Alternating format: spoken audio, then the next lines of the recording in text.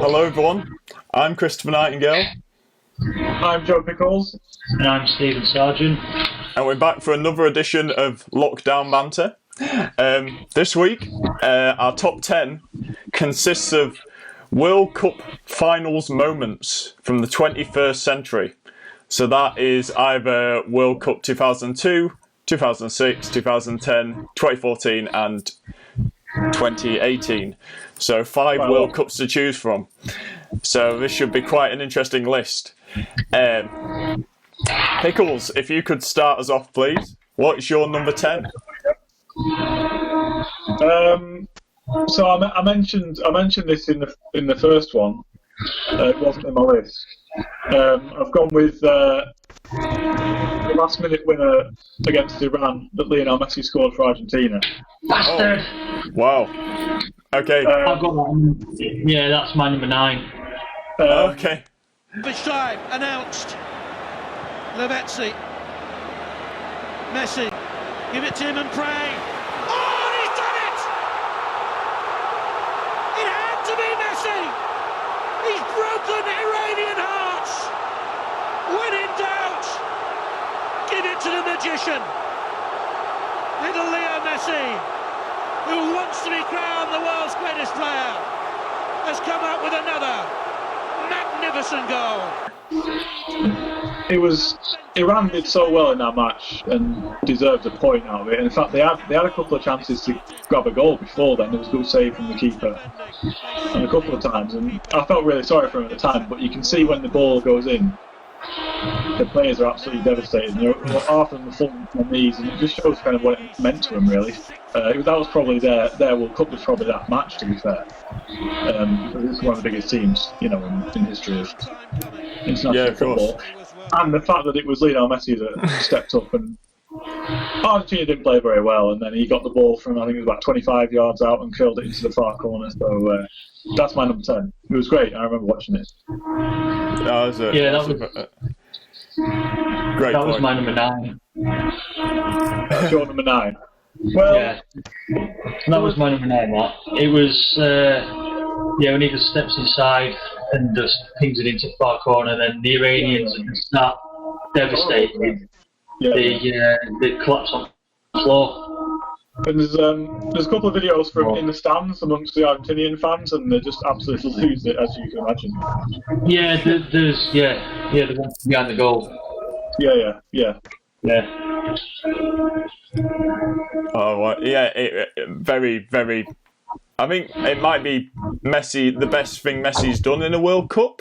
I mean, I don't know. I mean, he's got to the final. Yeah. There was a few in that tournament. I think he got an important goal against Bosnia as well in that one. Yes. In the American art. But yeah, that was a pretty crazy moment. I enjoyed that one. That was a good one. That. Sargi, what's your number 10 then? If that made you number 9. My number 10 is from the 2002 World Cup. Brazil had got a corner, and I don't know who they were playing. They got a corner, and this player kicks the ball to Rivaldo. It hits him in the knee, and he goes down holding his face. Yeah, I thought about that one. Yeah. I remember seeing that actually. Yeah, absolutely disgraceful from the man. It was embarrassing from him. Really was. Yeah. Like, what are you doing? It's kind of a bit of a blotch on his career, that really. Yeah, definitely. As good as it was, the rest of it was good, but just that moment. Yeah, just shocking, and then the player got sent off for it. So. Oh, yeah, it was embarrassing. I thought about putting that one in, and he hasn't made it. But it was. I remember. Yeah, I've gone off. My list is what I can remember as well. Pretty much. Yeah. Some of them are pretty funny. I can imagine. Yeah. I reckon your number 1 might be a smash and tackle or something possible. We'll have to see. That's if it not gets mentioned first. It could get mentioned now, actually, and then it'll be like, Right. Well, my number 10 is Lampard's disallowed goal against Germany. in World Cup 2010. Milner, Defoe, that's a lovely touch. Lampard! Brilliant! It was in now! That surely crossed the line! It's not been given to begin. Here we go. Oh, it's so far in. I think I picked that moment because it actually did change football pretty much, that moment, because that was the one moment where everyone thought, right, we actually do need goal line technology now. I think that was the turning point. And to be fair, I know we kind of don't think VAR's up to all that. And it's true, VAR's not good at all. But I think we're all kind of in agreement that goal line technology has been pretty good for the game. Yes. Yeah. Because it's like a yes or no. It's a very clear decision, and it's instant to the ref, and it clears up anything. Like you can't have any complaints over it. It's like it's spot on pretty much each time. So yeah, just for what it did for football in general, that moment's got to be in there for me. That's even though it was a shocker for England. Yeah. And then there's people like Sarge who think we would have won it if. Yeah, we would have done. No, we would not. No. The Germans. It's kind of a bit of redemption for that Jeff Hurst goal for those guys, you know. Yeah, it is revenge. Yeah, it's evened it out. Evened it out for him. Yeah. So, Joe, what's your number 9? So my number 9 is actually something that happened during a match. Remember in 2000? So, do a bit of background. 2009, France scabbed through a fire against Republic of Ireland via a handball to get to the 2010 World Cup. And that World Cup was an absolute disaster for him. Yes. I think it was in their first match where Nicholas Anelka decided to go on a bit of a rant at their manager at half time. And I think there was a video about someone. I think it was a video from a training ground about someone throwing a water bottle. Yeah, Patrice Evra. Yeah. So my number 9 was the training session following that match. The France players turned up, went on strike. Evra was leading them, and they just gave a note to the press, explaining what they were doing, and then just basically went home again, went back to the hotel. And Raymond Domenech, the manager, poor sod, he was just standing there, didn't have a clue what was going on. All these players were striking, and that's so embarrassing for the French. But I mean, obviously, it was quite funny as well. Oh, it was hilarious. It was hilarious. To the rest of the world, it was hilarious. Yeah. This is them arriving then. They're walking on to the training pitch. They got off the bus. The first thing they do is to greet fans. But at this point in time, Domenech and the France captain Evra stayed on the bus to talk. Yeah, you can see there are lots of fans and cameras lining the side of the training pitch. And the players were there lining up to meet the supporters. They said they had a duty to speak to them and thank them for their support. And here they are, having what looks like an impromptu meeting, huddling together. This here is the fitness coach, Robert Duverne, being led away by the coach, Raymond Domenech. You can see Duverne there, to the right of your picture, clearly unhappy. And the players all look a bit baffled, don't they? They certainly do. That's after Duverne stormed off. He had thrown his accreditation badge to the ground. Now, this is Evra giving a letter from the players to the coaching staff, which was then read out by Raymond Domenech. And then here are the players leaving without training. And this is another member of the French Football Federation, Jean-Louis Valentin. He's actually crying there, and this was the man who resigned. Yeah. And then in that last match, I think he played all of his kind of subs against Africa, and they still lost. So that my number 9 is the strike from the French players. That is brilliant. I've actually yeah. I've kind of forgotten about that actually, just how bad that team just kind of imploded. Like, yeah, it's like the worst. It's the worst case scenario for everybody. You just want to go back to France as a French person, and on that tour, you just want to go home. You wouldn't want to be there at all. No. Oh. And we thought our camp was disorganised in South Africa. Jesus, it was nothing compared to the French. It was like a dream, like the England camp. Yeah. So, Sargi, we've had your number 9. My number 9 is actually Miroslav Klose's goal against Brazil in the World Cup 2014. Because it broke the record, yeah. It broke the record for most goals scored by one person in World Cup finals. But it's like, but also because it came in that game. And I mean, I could have put a few moments from that game in, but it's for me that's the standout one.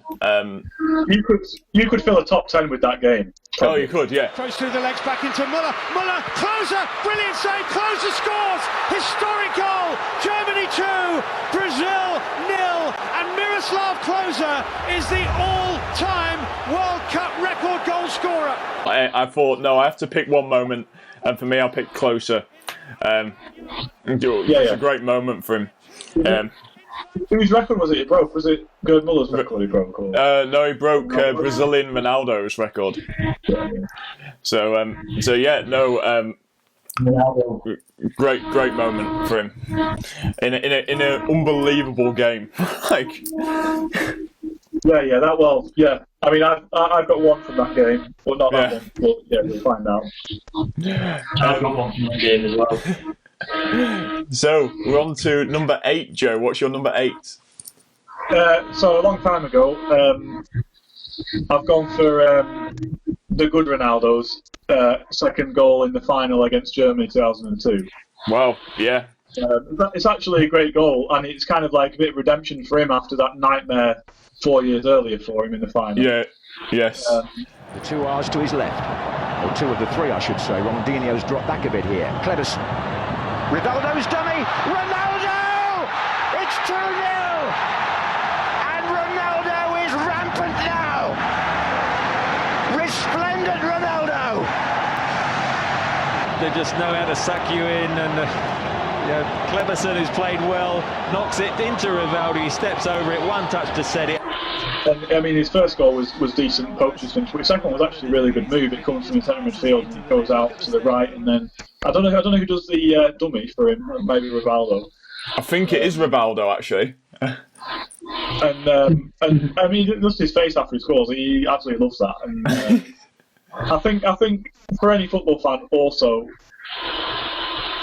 you have to see Brazil win a World Cup in your lifetime. It's such a big thing there, isn't it? Yeah. You know, it'd like seeing England or Italy win a World Cup, which we've seen one of those teams win it in our lifetime. So yeah, that's my number 8. It was I don't remember it too well, but I was still into that World Cup when I watched it, and I still can watch it back now and remember it. So that's my number 8. Ronaldo second. Yeah. And that Brazil team was a great team. I mean, it really was. That was. Oh yeah, Cafu and Roberto Carlos and Ronaldo and him and Ronaldinho. It was almost before they got too many star names, like what happened in 2006, where it almost became like it was like an all-stars team, and they try and cram them all in one squad. Yeah, like Robinho got chipped in and all that. Yeah. So, Sargi, what is your number 8? I've gone for Japan versus Belgium. Oh, okay. Yeah, Japanese were. It's that last-minute winner really for the Belgians, where it just gets hooped up forward, and the Japanese are doing really, really well. And it's another little heartbreaking moment for them. Courtois safely grabbed. And there's just time for De Bruyne to lead this attack.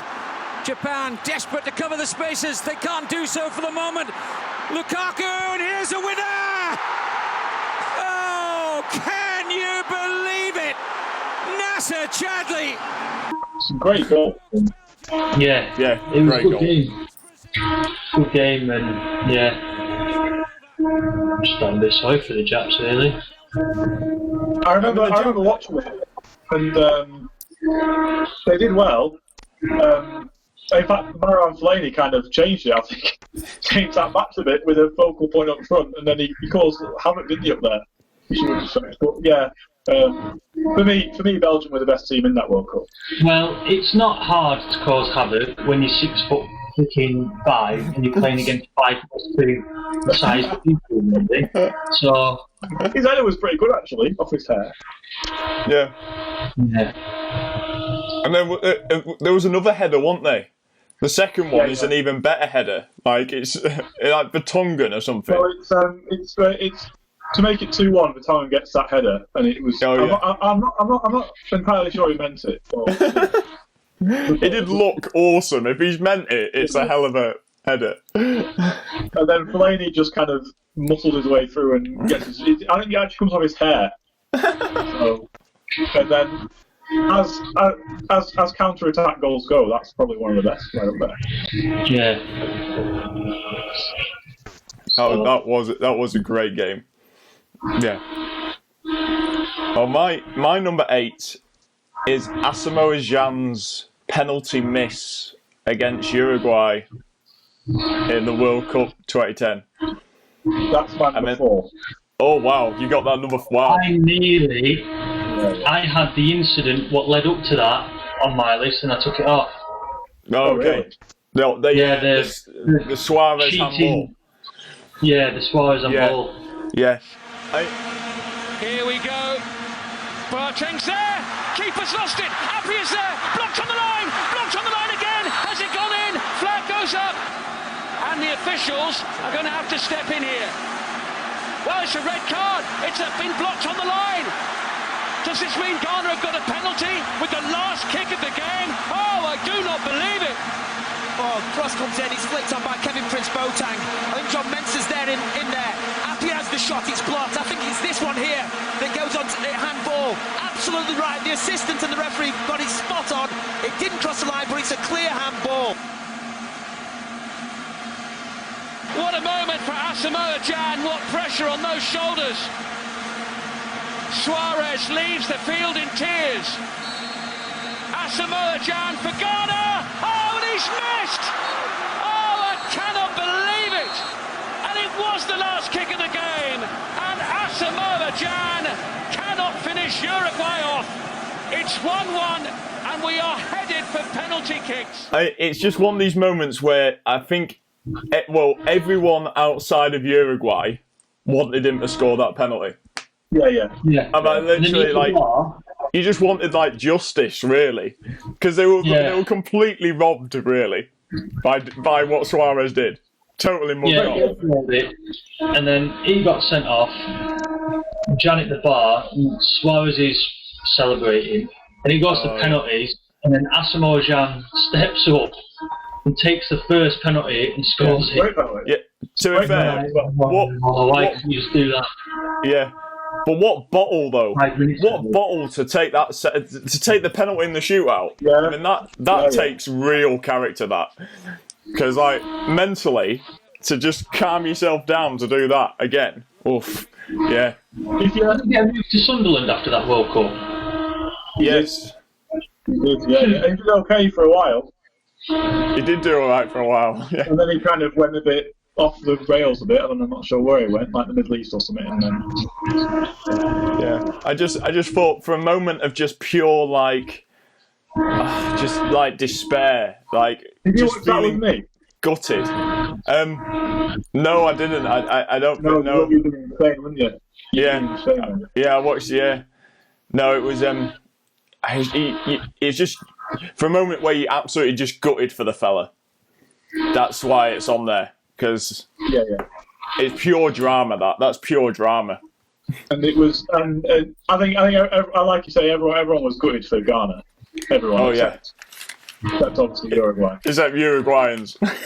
Yeah. Really small country compared to the rest of the world. Yeah. Because the whole of Africa was supporting Ghana pretty much. Yeah. Well, that's my number 4. Yeah, so you got my number 4 there. Oh, I got number 4. Okay. So, Joe, what's your number 7?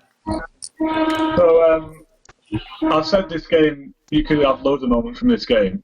Obviously, that's pick one. So I've gone with the fourth Germany goal in that 7-1, which was probably about 25 minutes on the clock. Kroos' second. It could be 4. It's town square. Kroos. It's 4-0 to Germany after 25 minutes. Fernandinho caught in possession. Brazil are being humiliated, humbled, and taken apart. I mean, I guess when it went 1-0 and then 2-0, you're thinking, right, this is an absolute nightmare. But teams have recovered. Even at 3-0, you know, like Man United have recovered from 3-0 down before Liverpool's recovered. Even thinking, well, you know, if they get one back, but then when it gets to 4, you're thinking, right, Jesus, this is like an absolute nightmare. And it's all those people crying in the stadium, and even the Germans were getting a bit embarrassed because they didn't really know what to do with themselves. Score more. And also the defending for it is absolutely atrocious. Oh, it is. But it's like they're getting 3 or 4 passes on the 6-yard line, and no one's coming to them. They just lost the Reds completely in that. It's what David Luiz defending for you. So that's my number 7. Yeah, Kroos' second, Germany's 4th. So many to pick from. I had to go with 1 from that game. Cool. I think that is like, I don't think you'll see a capitulation like it at a World Cup again. Maybe not on that scale. That was utter. Yeah, and the fact that it was, I mean, it could have been like, Russia could have lost 7-1 in the quarters in the last World Cup, and it wouldn't have been as big a deal because it's not Brazil and they're not absolutely football crazy and they don't have a massive history and they haven't built up to it for like 4 years in terms of, you know, it being in Brazil for the first time in however long.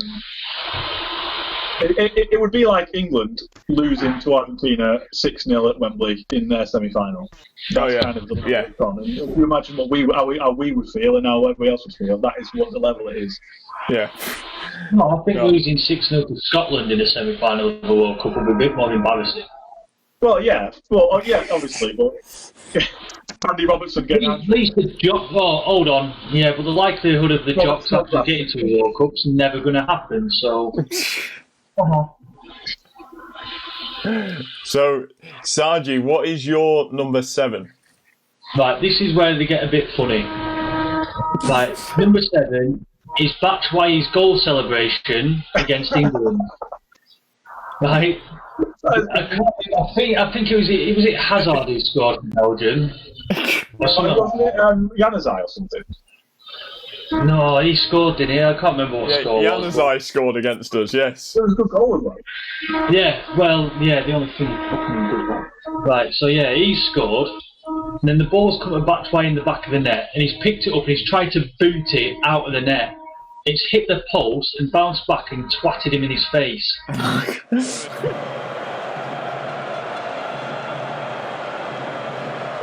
I remember watching it in the pub and everyone was like, "Oh, we've conceded," and then all of a sudden everyone started laughing again. Yeah, I remember watching that. Oh, that was hilarious. That was classic. Yeah. Well, then people were in the pub wanted England to lose, so then they'd get an easier group. Yeah, I never understood that. I never understood. It was like we'd have played that because you wanted to win, and then the game against Colombia. I mean, there was. I could have put a moment in that. What I've just thought about Pickles and Stephen in the last minute. That was unreal. But yeah, Batshuayi's goal celebration was really funny. Yeah. No, I remember that. Yeah, that was a funny one. That get that one in, definitely. Yeah, that's a great moment. I think so. My number 7 is a goal that was mentioned last week. Actually, it's Cambiaso's team goal against Serbia. From World Cup 2006. Yeah. Just because it's like that is easily the best team goal at World Cup, probably since Carlos Alberto's goal in 1970. Yeah. I don't think it's that one actually, is it? Yeah. No, it really is like amazing football to watch, and that was sensational. So I couldn't leave that out. More thought about it. I thought, that's got to go in there, just for the beauty of the goal. It's great goals to watch. Yeah. Yeah, it was on I watched it on World Cup Moments last week, yesterday I think it was, or the day before. And that game was on there, and that goal was on there. And it was the first World Cup that Messi was at, and he got an assist and a goal in that game. So, well, there were 6 of them, so he, good chance of getting one there. He came on as a sub. Yeah. Wow. The thing with that goal is it kind of everybody instantly just thought, right, that's it, World Cup's won, Argentina's going to do it. Yeah. No. That's how good it was. But they didn't. No. So, Joe, what's your number 6? So I remember watching this game. I watched this game on my own at home in 2010. The opening goal, Shabalala against Mexico. That's my number 3. I've got that as number 3. I thought you might have that one in there as well. Such a great moment and a really good goal. Yes. Just so happy for him, for all the fans and all the players that they could get that. Unfortunately, they didn't win the match. It was 1-1, but yeah, it was really good. Yeah, I agree. Just for what it meant for everyone, because like the first World Cup to be held in Africa, for them to just absolutely go mental with the vuvuzelas and everything, it was like what? Well. Yeah, it was like brilliant, just brilliant. Really good one. Yeah. Taylor, what's he say? It's a really good ball. It's Shabalala! Goal! Bafana! Goal for South Africa! Goal for all Africa! Jambu Lila, rejoice! Bafana have put the first cork on their day of days! It's Great moment. One of the first times I've actually been really happy to see a goal not scored by my team. It's probably ever that one. Yeah. So I was really happy for him. So yeah, that's my number 6. Yeah. Oh, nice. Great choice. Right, Sargi, what's your number 6? My number 6 is from same World Cup what Joe just said. Okay. Wayne Rooney going absolutely mental at the cameraman because England was absolutely shite, and he's walking off, and the fans are booing him, and he just turns around and goes, "Well, this is what your own fans give you, innit?" Yeah. Yeah. You should. Nice to hear. Yeah. Was it like? Yeah. Nice to hear your home fans boo you. That's what loyal support is. Oh God. Yeah. He was. Oh God. Nice to see your home fans boo you. That's what loyal support is. What is he doing? Yeah. He was going to be. But I've just thought that my number 1. It's too late to change it. It is a little bit. Yeah. It is a little bit, Sarge. I'm not gonna lie. Sharing the podcast. I know. Because it would. I've just. Yeah. But no, that Rooney one was like, like what is he doing? Like, I don't think he even had much right to do that at all because we just played Algeria and that was such a bad game of football. Like, it was that might be one of the worst games of football I've ever seen. Wasn't that the one with John Terry's dive? Like, I think it was, where he just flopped on the floor. The floppy bastard. Oh God, jeez. Kick wanker bastard. Oh, that was beaten by Bradford bastard. Oh God, yeah, that was such a bad game of football. So for Rooney to do that afterwards, it's like, what are you doing, Wayne? What are you just walk off, son? Don't bring more pressure on the. Like Joe Hart in all Iceland. Yeah, he was having a bad summer, really, wasn't he? Yeah, he wasn't having a good tournament at all, was Rooney, in that game. No one was. I mean, that was a bad game. What was the first match? So the first match was the USA one. Oh, when Gerrard scored. After Gerrard scored, everyone's thinking, "My words, we're actually on for it here." This is it. It's coming home. And then he did it. And then Algeria and Slovakia or Slovenia. Yeah, we needed Defoe to get us out of the shit, really, because we weren't qualified from that group until he scored that. And then Germany, yeah. And then the Germany game. Oh man, yeah. Not the best World Cup. Not the best one. No, the Three Lions video was good though. Oh yeah. Right.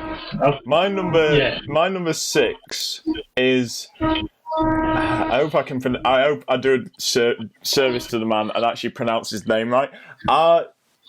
Jung Hwan, his golden goal against Italy, for South Korea in the 2002 World Cup. That's just like, because it's a giant killing, it's a golden goal, which means they scored it straight through, and they just went absolutely mental. Like, I mean, that was just a great moment. Young with the cross. Ah, yes!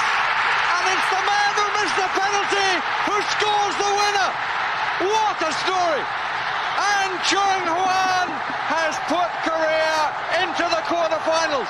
They have matched North Korea, who were the first side from Asia to reach the quarterfinals. The Italians are out. Maldini cannot believe it.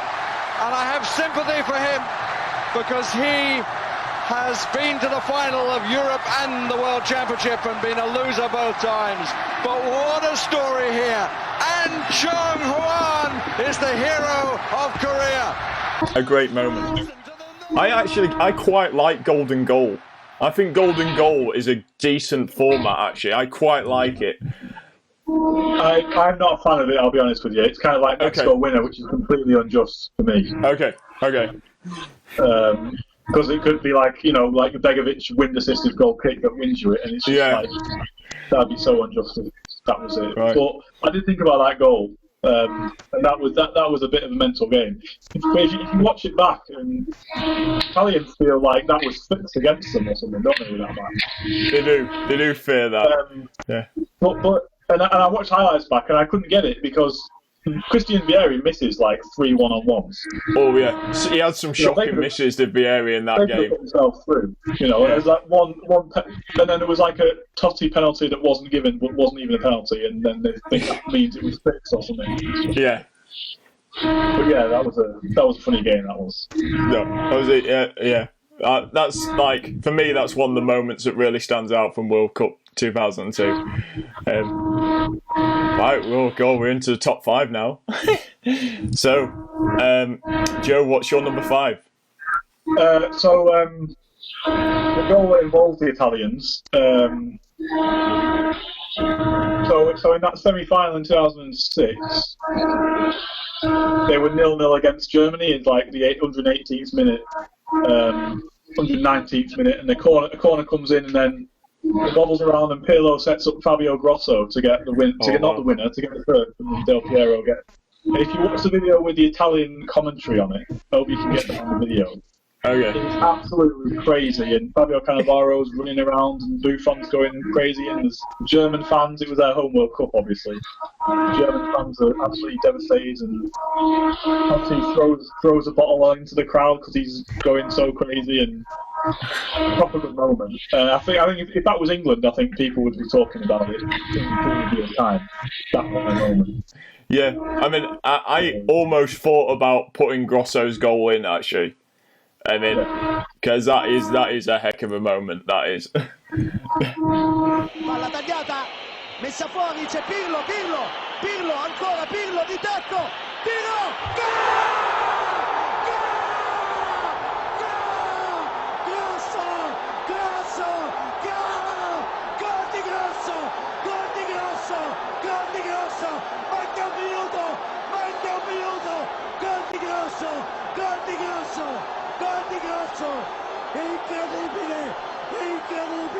And if you watch Andrea Pirlo, when the ball comes to him, I think of like Gerrard or Lampard, would have just gone for goal, just gone for a smash. But he takes as many touches as he possibly can before he can't take any more. And so calm, he's like the calmest person in the stadium. Yeah, what a pass. It's a great finish. And it's a great finish as well. Oh no, it's a great goal. And I'm watching it. That was try and get the Italian commentary because you really feel the moment with that as well. It's I will. Yeah, I'll definitely try. Right, Sargi, what's your number 5? My number 5 is Luis Suarez. Honourable man biting Chiellini. Because it's not the first time he's done it. He's a serial offender, the old monkey man. So yeah.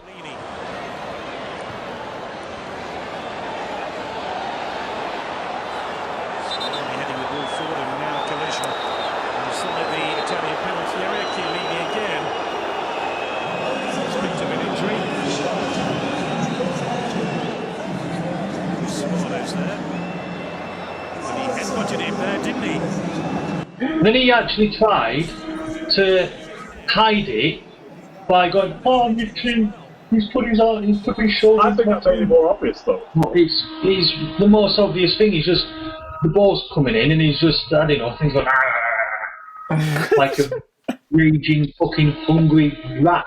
That was funny though. Yeah. And then he came back in like the December, and he was like absolutely massive for Barcelona because he hadn't been doing anything for like 5 months. Yeah, that's true. Yeah. So. Oh god. Yeah. So he's in there, the stupid twat. That was like a crazy moment. Like you watch it and go, "Did he just do that?" He's involved in two of our selections then. Yeah. All the nasty cheating things. Yeah, nothing positive. He's just getting slaughtered in this list. Although to be fair, Sarge, if you were playing for the other team and you blasted it, and then the only way I could stop it is with my hand, and it was last minute, I would definitely do that. Yeah. Oh yeah, I think anybody would. Yeah. So. Right, my number 5. Hold on, whoa, no, not everybody would.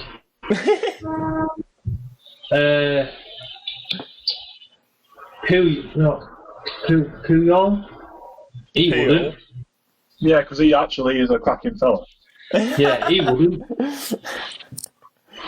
When he was Barcelona, when that guy went 1-on-1 and he was in the net and he smashes it and he just chucked himself at it. And he saves it with his chest. One of the best things he ever did was when Barcelona were playing, I think, Rayo Vallecano, and Dani Alves scores like the 6th or 7th goal, and he starts doing some little dance, and it's the 6th or 7th goal. And Carlos Puyol comes up to him and basically tells him to just stop it. Get back to you. Let's carry on the game. Stop taking the mick out of them. That's one of the best things he ever did. I think that's brilliant. That.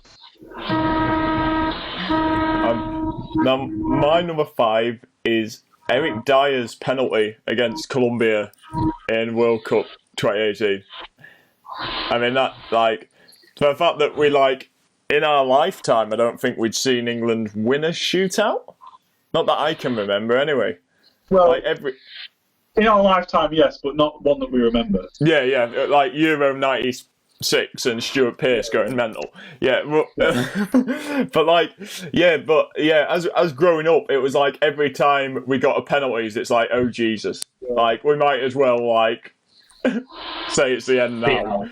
And then, but that one, it was like, oh my God, we're actually gonna do it. And then on the chat, and then Dyer, boom, straight in, and everyone just goes absolutely mental. And you really at that point think, right, this could be the start of something quite good. That. Yeah, I think that. Well, it was until Perisic cheated. That would be in mine if it was as big a moment for the rest of the world as it was for us guys.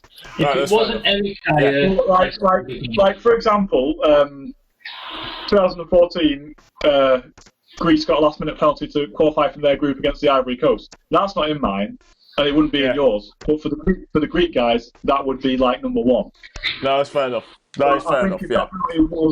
as big a deal for everybody else, I think I'd have it in there. But because it was a great game, that I remember watching it. Yeah. David Seaman saved from Hernan Crespo in San Etienne 20 years ago. No England keeper has saved a penalty in a shootout since then. He's put Eric Dyer on the verge of winning this cup tie for England.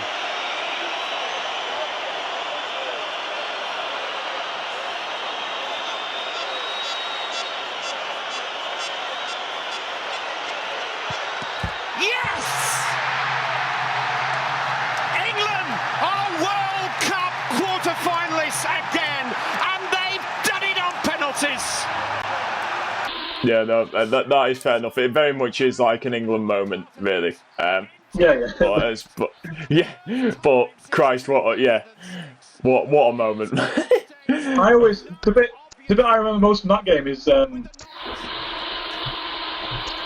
Carlos Bacca's penalty when Pickford saves it. Yes. One hand, right hand. Yeah. That was a great save. Yeah, Pickford was great in that World Cup. Compared to the guy, like the Bradford days. yeah. Like at the Bradford days. Right, so Joe, you've already said your number 4, have you? That was the Asamoah Gyan miss. Everything else around that. Yeah. Right, so Sargent, what's your number 4? Mine is 2002 World Cup. Ronaldinho lobbing Seaman about. Yeah, that was close to mine. Yeah. 5대2 대파하고 이제 일본으로 건너가지 않았습니까? 그렇죠. 그래서 이제 벨기에를 16강전에서 2대0으로 고베에서 이겼습니다. 자, 길게 들어갔어요. 자, 역시 호나우두 선수. 골 프리킥 그대로 골 완성시킨 호나우두. 전혀 골키퍼가 쓸 수 없을 정도로. 이건 정말 기가 막힌 프리킥 득점입니다. 자, 정말 시작한 지 얼마 안 됐지 않습니까? 후반 4분이에요. 호나우두 선수 정말. Yeah, he just gets this free kick and then just pings it in, and it just goes straight over his head and into. It's an iconic World Cup moment. Yep. And you said last week he didn't mean to do it, Joe. So. He meant to shoot, but not get it in the postage stamp on the corner. That's what he said. Doesn't matter. It's just an iconic World Cup moment. Yeah. And it puts out the bloody World Cup as well. I love the fact that and then even in that game, Ronaldinho still managed to get sent off as well. He did. What I find funny in charity games, whenever Seaman plays against Ronaldinho always tries to do it again. Every single time. That's hilarious. Ongoing. Yeah. He did it in that David Beckham one, didn't he? Yeah, he tried doing it, and he hit the roof of the net, and you can just see David Seaman chuckling to himself. The thing is, at that time, Seaman was one of the world's best goalkeepers, so people didn't think he's going to get beaten from 40 to 35 yards by a chip. Yeah. That doesn't happen. Hey, Chris, find that charity game one where he tries lobbing him and Seaman just giggling. Bang that in just and all. Giggles. No, I've tried. Yeah, just the Seaman lobbing antics. Brilliant.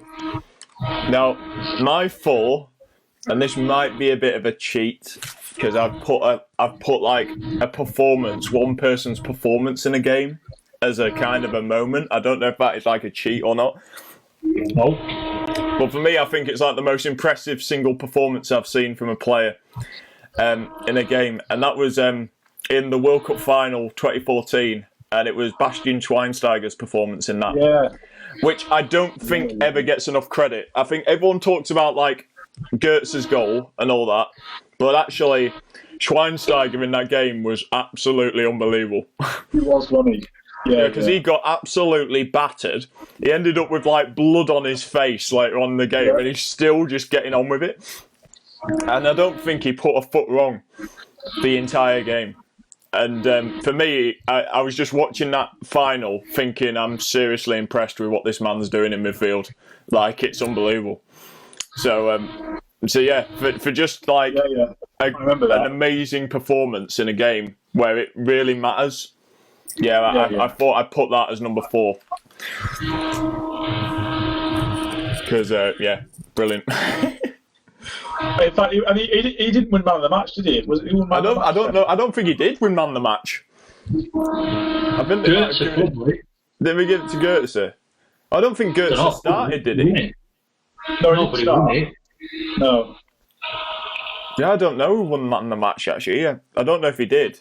I will have to double check that if he did or not, because He was kind of like for the two teams, you know, kind of the team that won it could have been who plays better, Schweinsteiger or Mascherano.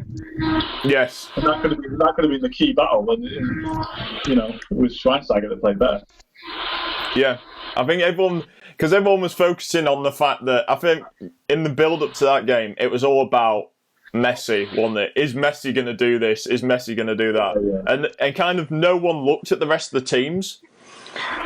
It was like all the focus was on Messi, and then it turns out Messi didn't really do anything in that final. Yeah, took off Kramer start as well in a late change. Yeah, he did. Yeah, late change in there, but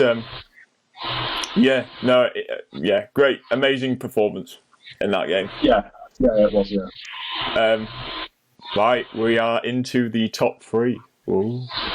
Yes, Mario Götze was man of the match. Mario Götze was man of the match. Okay, wow. Okay. Yeah, fair enough. Was that awarded by FIFA, was it? Awarded by Wikipedia.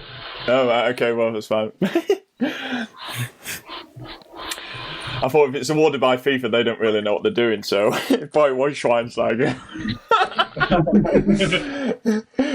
Götze's missus probably bribed Blatter to give it him. Cheeky backhander to Blatter. No. Oh, Christ. Right, okay, Joe, what's your number 3?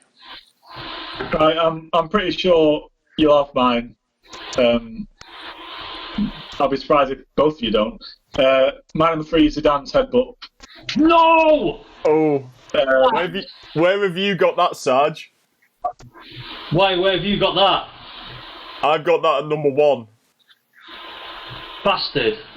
Have you got that at number 1? Yeah. Yeah. That's my number 3.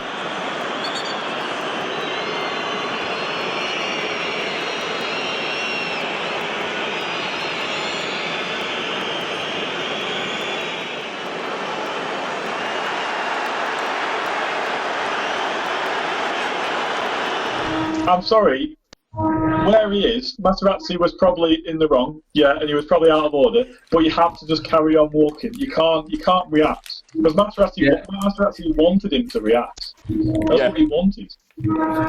Yeah. And in that little kind of game of mind games, he has lost big style. Well, Possibly cost the team the World Cup. I think he did cost it. I think he did cost the team the World Cup. Massively, yeah. And it's the fact that the moment of it is when he's walking down the tunnel past the World Cup as well. You had to feel a little bit sorry for him. Well, but then on the other hand, you play for Real Madrid, so no, you don't. I don't feel sorry for him one bit because of his connections. But at the time, I remember everybody kind of quite liked Zidane. They thought he was all right fella. And obviously, I was much younger, so I mean, in terms of what I know now, I wasn't really aware. But then so lots of people, it changed overnight. And even if Materazzi was in the wrong, people seem to all of a sudden think, I don't really like Zidane anymore. It's just complete. I mean, I think the reason I've got it at number 1 is because for me, in terms of like World Cup moments, that's the biggest showstopper. That's the shocker. Like literally, no one's can believe what they've just seen there. That's like the whole world's kind of like just sat there like how what on earth is he doing? What the hell is he doing? Because it's not just like a usual headbutt either, where it's like a little bit of forehead to forehead. He's absolutely gone in and smashed the guy. They made a game as well, didn't they? Straight afterwards, called the Zidane headbutt, and you just we played at the school. Brilliant! What a game! Yeah, he ruined it. He let himself down, he let his family down, and he let his country down. Well, let's face it, he paved the way He for also let Nazi down with a smash to the chest. Anyway, yeah, that was my number one for the penalty, the headbutt, and him walking down the tunnel. So, okay, Sargent, what's your number 3? My number 3 comes from the Brazil-Germany game. That's 7-1. Right, and no one said it yet. It's the little old man in the crowd. Where there was an old man in the crowd who had a World Cup, right? And he was a Brazilian man, and he was holding this World Cup. He went to every Brazil game, and he was all over the news about this old guy. And when Brazil lost, he went to a German fan, and he handed them that World Cup. His World Cup, what he took him to every game. The little old guy, he'd taken it and he'd given it to this Brazilian woman, I think it was, he gave it to. And he was just like, quite, yeah. So, it's just the old Brazilian man with the World Cup in that game. He's absolutely heartbroken. Yeah. So many of them were. Yeah. Well, my number 3 was Shabalala's goal against Mexico in the World Cup. So, Joe, what's your number 2? So something that I think a lot of people might not remember, and they could pick I think there would have been 3, 4, 5, 6 of these moments exactly kind of the same I could have gone for. I've gone for the Brazilian national anthem from their first match against Croatia in the 2014 World Cup. Oh, okay. When kind of it finished, and then everyone kept singing, and the mascots were proper going for it, and Thiago Silva was in tears, and Luis Gustavo, and all the rest, and Neymar, and all the fans, and kind of the power of that anthem before that match was just crazy.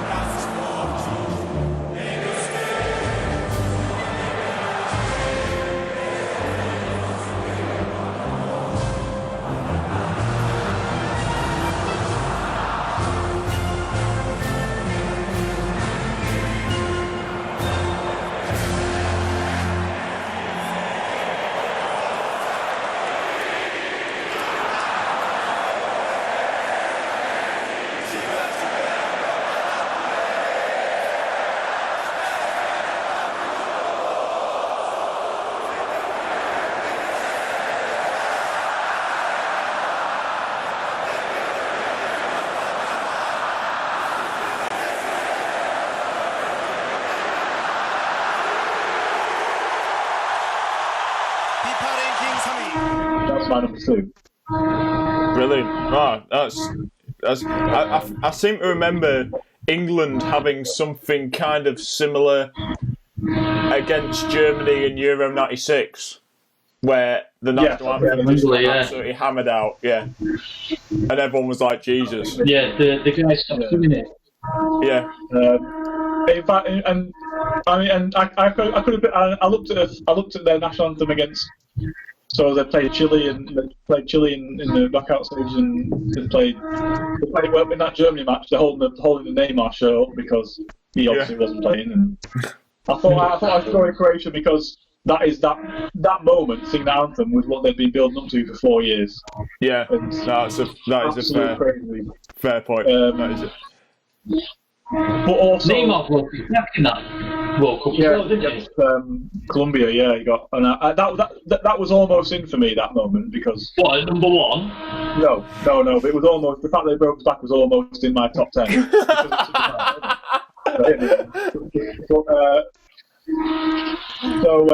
But on the flip side, in that World Cup, and I think other people said this as well, Brazil were too caught up in the emotion. Yeah. So when it came to that semi-final, kind of the floodgates opened, and that was it. And they just couldn't handle themselves emotionally and mentally. They were just absolutely lost. So yeah. No, what really happened was that old guy tipped off the Brazilians to lose, so he could give them ladies that trophy.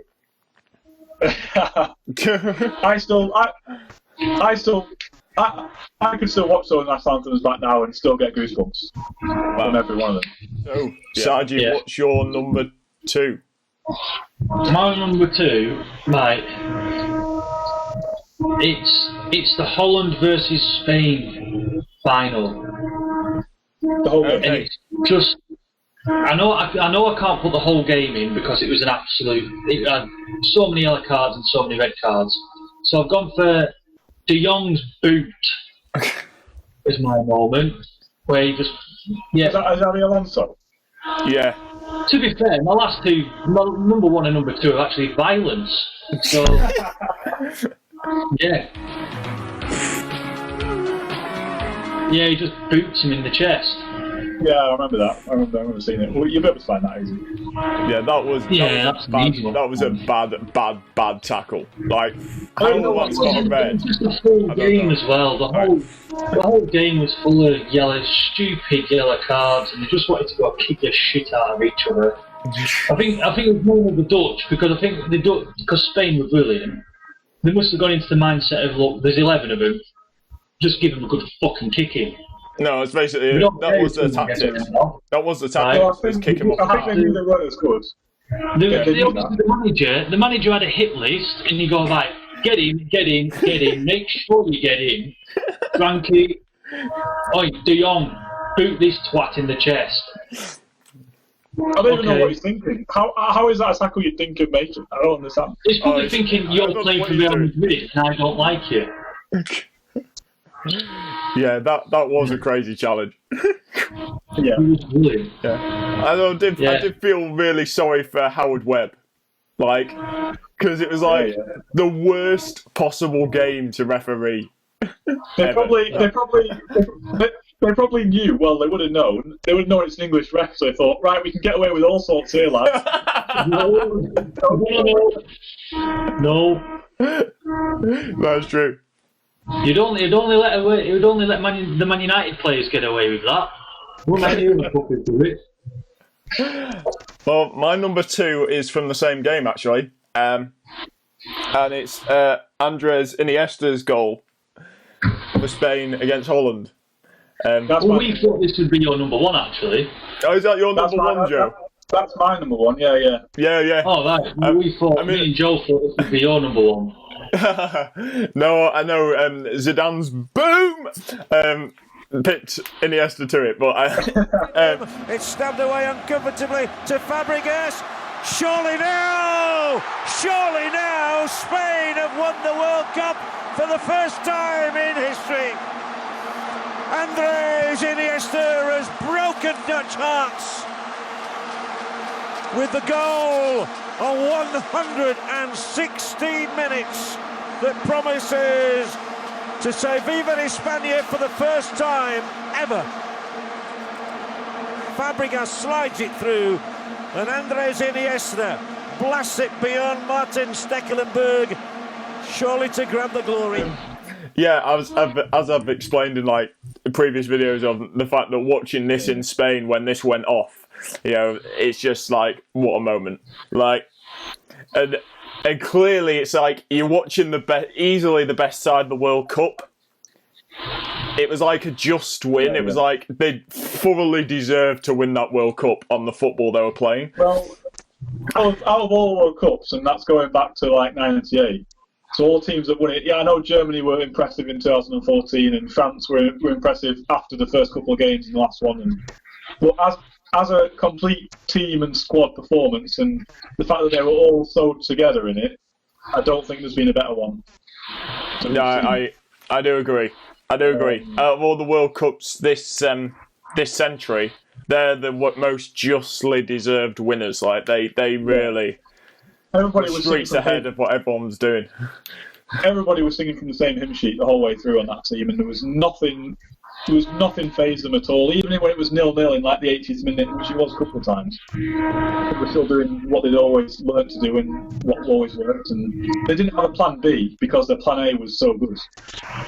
Yeah, is that why you've put it at number 1? Is that like? Well, part of the reason. Well, there's a few reasons. So he has his shirt on underneath, which has the name of that guy who died not long before, and he would have gone to the World Cup if he'd have been alive. And then the fact that they're all jumping all over each other in the corner and celebrating, and it was the first World Cup for that country, and also, like I just said, as a squad performance, it's probably not been a better one even in club competition. Yeah, I agree. In fact, in terms of like, they went on to win 2 Euros as well, didn't they? Yeah, that's 2008 and 12. Yeah. Yeah, exactly. Like in terms of like international like teams, Spain of that period have to be right up there. Like what they did in that 4 years was unbelievable. Yeah, definitely. Yeah, totally revolutionised football, I think. Well, like Man City and Bayern Munich, they've changed the way they play it now, and like there's like even like Bournemouth and like who else is in the Premier League who tries to play like that these days? Loads of teams try it. Yeah. No, they did brilliantly for the sport. It's been fantastic. Well, lads. Hold on. My alternate number 1, what I thought of halfway through this, and has to change, was the day football died.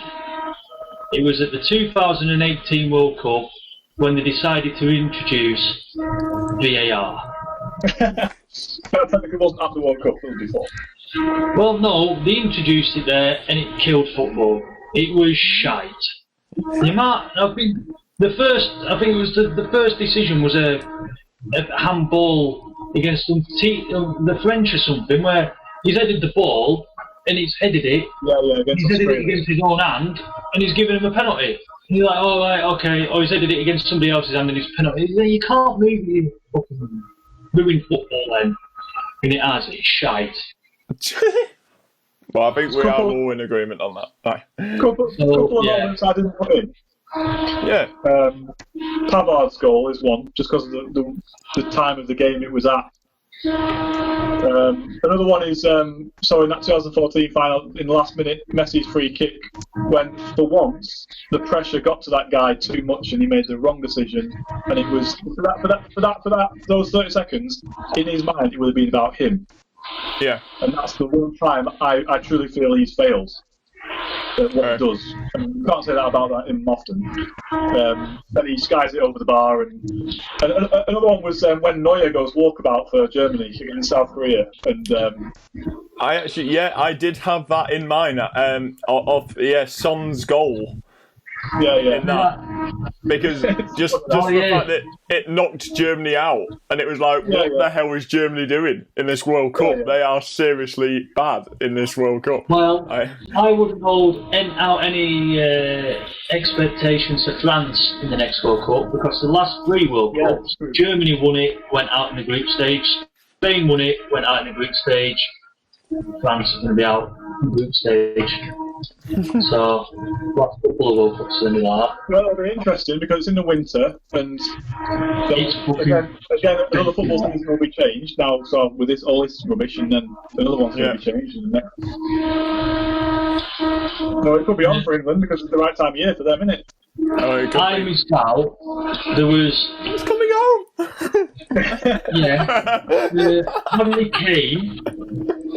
Harry Kane against Croatia. He could have squared it to Sterling to score.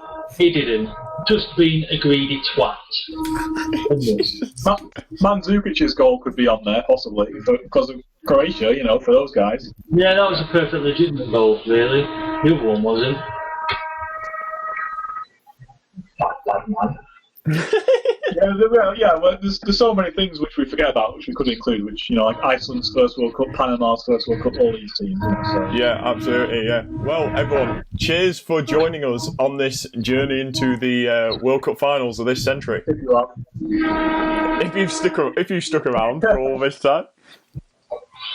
Next week we're going to do a kind of a course correction away from football, and we're going to talk about the top 10 video games that we've played during our lifetime. Now, hey, we could put flipping Space Invaders on if we want. It's what we have played in. It's what we have played in our lifetime. No matter how old Space these Invaders games was are. on one of my lists. Oh right, okay. Well, there we go then. So. Right, everyone. So stay tuned for that next week, and we will see you all later. Take care. I've got some fucking belters on my games list.